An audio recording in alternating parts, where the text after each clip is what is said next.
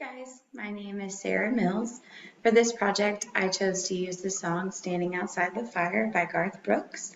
While there's a lot of great lyrics in this song, my personal favorite are when he states, "Life is not tried, it's merely survived, standing outside the fire."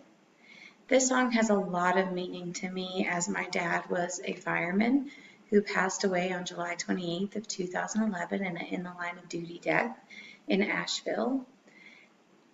I remember my dad very fondly and him always telling me to get out there and do life, be in the middle of it. Don't just be a bystander. Don't let life just kind of pass you by, which, as you can imagine, given his career choice and the way in which he passed away, he was always an adventurer, always getting into things, and he lived the song.